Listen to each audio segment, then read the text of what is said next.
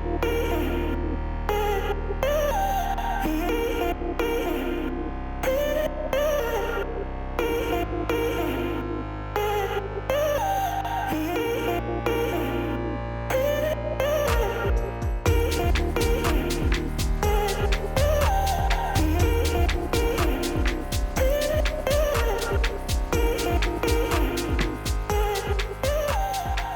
everyone, Crystal Perez, your friendly marketing and alumni coordinator here at KML. I'm so excited to come to you today with another alumni vlog, this time with Mr. Bud Abel, graduate of the 05? 05. He is a farmers insurance agency owner, and we're excited to bring a fresh face and a fresh perspective from back in the day. Welcome, Bud. How are you today? Good. How are you, Crystal? I'm great. Bud, I'm excited that you're back on campus. Do you have any initial thoughts when driving on campus from when you went here? Yes, I love that the old sign was still out front. Fond memories there. The old lockers, they're still where they are, but a lot of other changes. So it's cool to see the expansion here, see how things have been grown and blessed over time. Yes, God has definitely blessed it. And I love to ask all the alumni coming on campus that question just because we just finished our new field house. Obviously, the PAC wasn't here when we were here, and so it's kind of exciting. Yeah, so let's jump right into our interview. Take us back to your time here at KML. What are a few memories or experiences that shaped who you are today? Yeah, I loved all the sports. When I first started, we just had football here. That's how much I'm dating myself. So my freshman year was the first year of football here at Kettle. Learned a lot with balancing sports, worked at Roberts in Germantown when that first opened. Again, dating myself again. And then school. So the friendships that I've forged here too, I'm still friends with a lot of the guys that I met here today. People in the same class or people in other classes even too. And it's been cool to see how I've crossed paths with some of them that you don't necessarily expect, but that's been a fun part about it. That's good. And that seems to be a ongoing theme for a lot of the classes, is that they have held on and cherished these friendships that they made here at KML into their adult life. So, okay, after graduating from KML, what did your path look like? Yeah, it was definitely a little more interesting than I would have preferred, I guess. So I did go to college at La Crosse for 4 years, and I remember asking people or getting advice, and everybody said, "You'll figure it out once you go there. You'll figure it out as you're there." And terrible advice for anybody out there. You should really do some research. What kind of careers, what paths you might take. So anyways, I go to college at La Crosse. I decide to get a degree in HR, and my senior year, I'm like, I don't want to be in HR. This is a terrible idea. So then my new goal was, well, let's just graduate in 4 years and see what happens. So I graduated in 4 years, and I applied for a bunch of jobs, and it was crickets. I never even got an interview for HR back in the day. So that was not God's path. No, it was not. So it was very much a moment where you kind of examine your life a little bit and you say, all right, well, we gotta try something. So I remember looking at some job opportunities out there, and Quill office supplies. Back then, this is 2009, people didn't buy office supplies online. So they needed a young guy to go door to door, business to business, to show people how to buy office supplies online. So I would go to 60, 70 business a day. Wow. They didn't know I was coming. It was just open the door. Hey, Bud with Quill office supplies. And, sold people, got them set up online on an online account. And that was really, I didn't know it at the time, but that was really God teaching me a little bit with sales skills, a little bit with how to handle no, a little bit with how to learn how to talk to people, especially when they're not expecting you. Right. So from there, I did that for 6 months, figured out I was pretty decent at sales. So I had thrown my resume just out to the wind under the sales category. and Farmers Insurance called me for an interview. I was the only one that actually called me out of everybody. I don't know what that means, but anyways, they called me in for an interview, and they told me, hey, if you come here and you sell insurance, you'll get paid at new business and on renewal. Wow. You can throw your heart and soul into this thing and make as much as you want. And I loved hearing that, something that I could finally pour myself into. So I started down that path and didn't realize just how difficult getting into insurance or staying in insurance was. So what they had was every 3 months, if you didn't hit certain numbers, you'd be let go for the first 2 years. Okay. So it was a big ball of stress getting going, and it was amazing that every time I would get through my 3 months, I had enough numbers to make it another 3 months. Wow. And another 3 months and another 3 months until I hit that 2-year mark and became tenured or a career agent.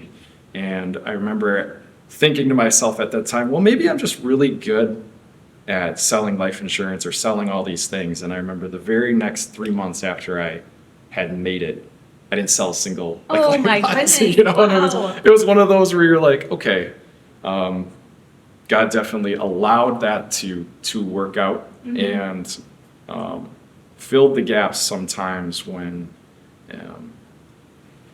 I didn't plan, let's say, as well as I could have in life. And he was like, okay, let me help you out here, Yes. little guy. Right? Yes. So, That's awesome. That's awesome. So he definitely guided you for those first 2 years and then got you to where you are today. And you said 16 years already? yes. That's 16 amazing. years. Yeah, the first 10 years, I was the youngest farmers person in Wisconsin, right? Wow. So, Wow. from 22 to 32 is Yes. like, just being the young guy all the time. So then how did you get to owning your own branch? So you start as an owner right away. Oh, So you got it. start Okay. from zero, you're building up your book of business, we call it. So Okay. you're getting all your clients, you own your own agency, but you evolve and adapt over time Okay. to add more employees, more staff. So Okay. I was by myself for a number of years. I had some people telemarket for me, but then I added a couple service positions. Fast forward to today, I have 8 employees Wow. and a couple more coming here soon. So it's been That's amazing. quite the journey. Yes. Well, on that journey, how do you feel that your time here at KML shaped and continued to grow you throughout this process? Yeah, I think a lot of it when I look back is learning how to juggle a lot of things at once. Specifically, again, with the school and sports and work all at one time. There was certain also elements here at KML learning to, grow and expand your faith. There was the religion classes that we had here that gave me a really good base and a really good worldview, Christian view that allowed me to be ready when it was time to go to lacrosse and get that secular college experience. So I'm really happy that I had that Christian foundational experience in high school, and then I felt more ready once I was 18 to, let's say, explore more worldviews. But having that base here really helps. So what role did faith play, or what role does faith play in your daily life? From family to you are the president of Shepherd of the Hills. Tell us a little bit about that. Yeah, that was another really unexpected one that definitely was a God-designed thing. So we had been at Shepherd of the Hills for a couple of years, and one time after a voters meeting, which I didn't attend back then, I had found out, hey, by the way, we voted you in for vice president. I said, Wow. okay, what do you want me to do? And president at the time, Steve, said, well, come to the meetings. You'll fill in for me if I'm sick or anything like that, but just come and be a part of the board and the process. So I actually liked doing that because it was once a month. You could come, kind of hear what was going on in the background, and just have a little bit of input here and there. So it was like, okay, we can do that. So I did that for the first 3 years, and then towards the end of that, the president's terms were up. So at our church, you can run for 6 years, and then once you're done with that, that's it. So he brought me in with the pastor, and they had a little conversation saying, "Hey, why don't you be president?" And I was like, "No, thanks." I said, "Why don't you keep doing it?" And then he explained to me, "Hey, I only have so many terms. I only have so long to do this." And so I really talked to my wife about it, thought a lot about it, and was like, "Okay, I think this is where God's leading me, whether I'd ever even considered that or not."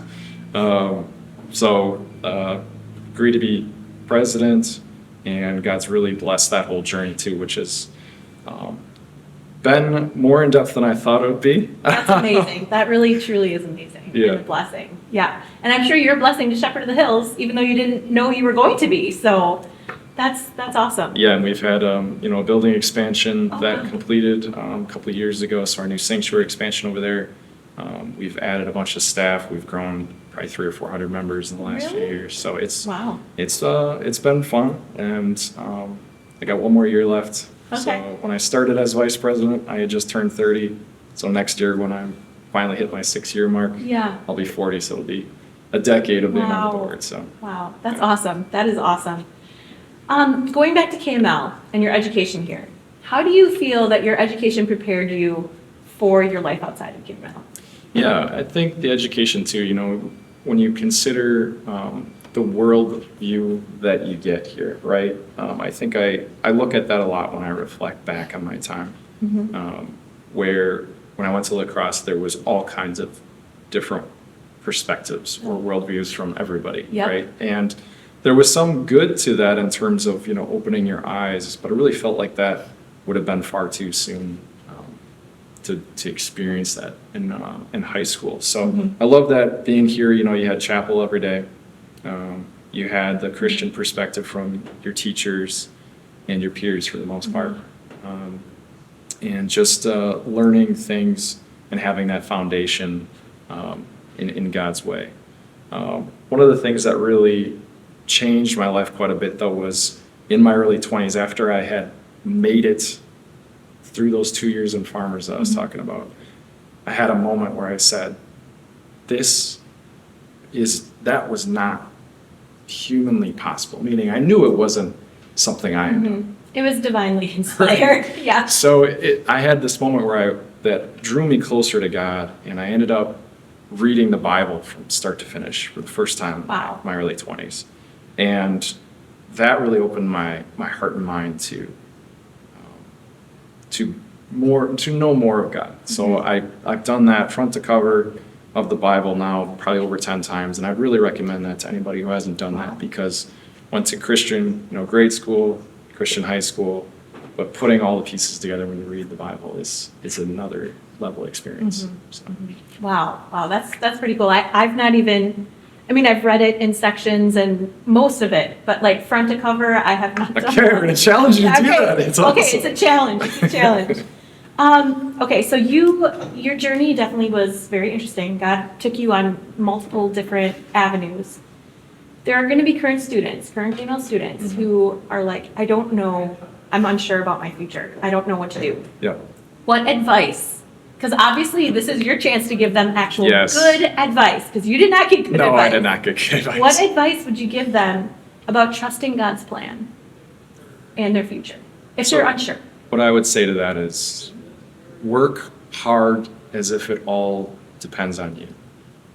And then know that in his heart, a man plans his course, but the Lord directs his steps. Amen. So when I look at my path, I would not recommend that to anybody in terms of not planning, not thinking about what your future could be, and just throwing it out there. I don't think that's God's plan for everybody. Right. I'm not going to stand here and say, oh, well, yeah, you'll just figure it out. But I will say that God will fill the gaps, fill the blank spaces, so you can rest assured that it doesn't all depend on everything that you're doing. Awesome. Okay, I've got some fun questions for you Okay. quickly. So what was your favorite class at KML?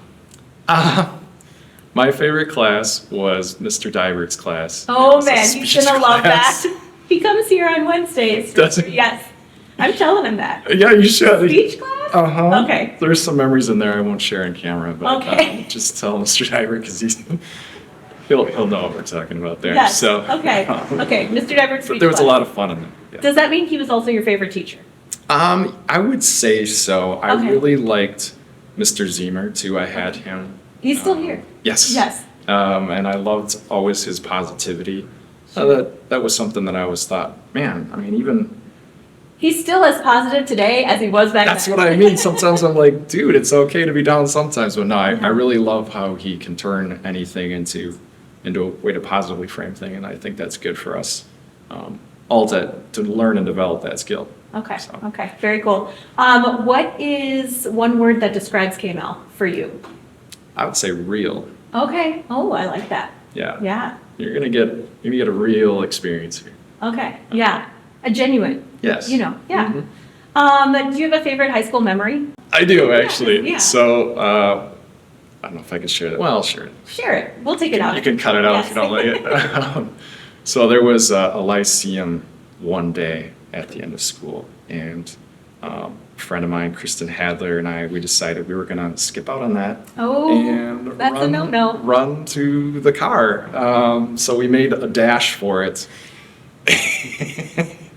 And Mrs. Wilcox was screaming our names, and Oh, dear. because we respected her so much, we stopped and went to the office to receive our punishment. But Oh. it was just a fun. Well, just so you know, there's cameras everywhere now. Oh, so you can't even get away with you can't that? get away Okay, with well, it. No, you can't. Don't try that anymore, No, kids. no. If you could give your high school self one piece of advice, what would that be? I think soak it in a little bit more. Make connections. You just never know who you're going to be friends with long term. You never know what people are going to do with their lives. So never expected to see you 20 years later, right? Yeah. 20? I mean, yeah, 10 years later. Yeah. But yeah, just soak it in a little bit and really get to know as many people as you can and enjoy. That's awesome. That's awesome. Well, Bud, thank you so much for being here with us today. It obviously is a hustling and bustling school, so we've got a lot of stuff going on, but I just want to thank you for your time. Thank you for coming back. It seems like God has really blessed your path, your family, and used you in many different ways, and we are just excited that you could share your time here with us today. Yeah, thanks for And we wish God's blessings to you. So everyone, thank you so much for joining in to Faithful Paths, our new alumni vlog. I can't wait to showcase next month too, so stay tuned and we'll see you then.